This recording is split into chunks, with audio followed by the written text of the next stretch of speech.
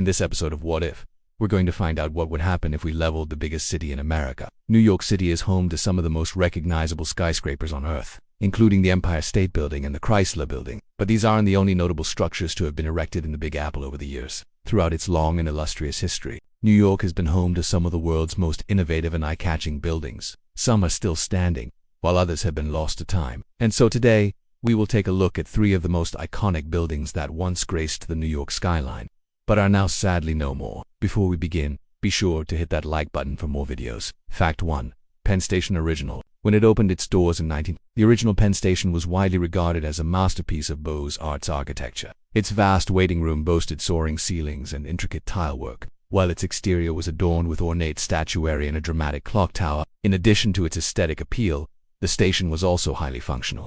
It featured a large concourse level that allowed passengers to transfer between different lines with ease. This, along with the station's convenient location near hotels and other businesses, made it a popular destination for travelers from all over the country. Unfortunately, the station's grandeur did not last for long. By the 1950s, it had become outdated and was in need of repair. Rather than investing in renovations, however, the railroad companies decided to demolish the station and replace it with a new, more modern facility. The new Penn Station opened in 1963 and is now the second busiest transportation hub in the Western Hemisphere after, you guessed it, Grand Central Terminal. While the original station is gone, its legacy lives on in the many photographs and paintings that were created during its heyday. Today, visitors to New York can get a glimpse of what this once great station looked like by visiting the New York Transit Museum. But let's keep moving.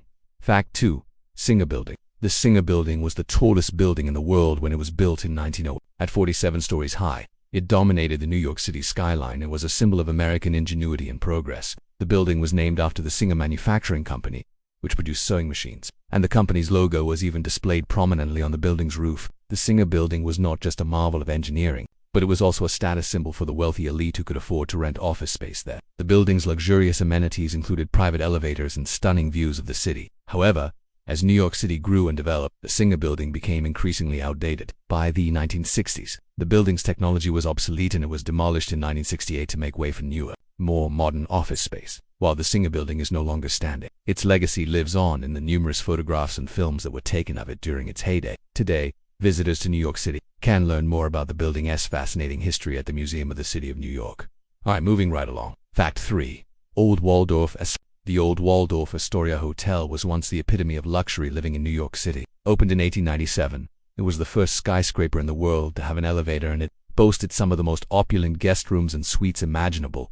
For decades, it was the place to stay if you were a member of the social elite. The hotel was also a popular spot for celebrities and dignitaries. Over the years, it played host to a number of famous faces, including Al Capone, Franklin D. Roosevelt, and Winston Churchill. But like all good things, the Waldorf Astoria's time in the spotlight eventually came to an end. By the late 1920s, the hotel was starting to show its age, and a new Waldorf Astoria was opened in 1930. Original building was demolished and today nothing remains of it save for a few old photographs and the memories of those who stayed there. Still, if you want to experience a little bit of the old Waldorf Astoria for yourself, you can do so at the new Waldorf Astoria, where they've recreated some of the original rooms and suites to give guests a taste of what it was like to stay in one of the most luxurious hotels in the world.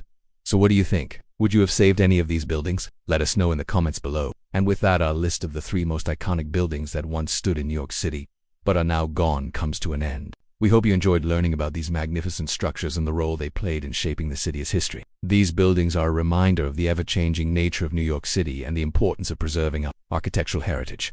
Thank you for joining us on this journey through time. If you enjoyed this video, please don't hesitate to let us know by giving us a thumbs up. And while you're at it, why not subscribe for more fascinating content like this? Your support means the world to us and inspires us to keep bringing you top-notch videos. Thanks again for watching, and we'll see you next time. If you enjoyed this video, then check out this one. What is the oldest skyscraper still standing in New York City? Well, buckle up, because it's not what you think. Hint, it's older than the Statue of Liberty.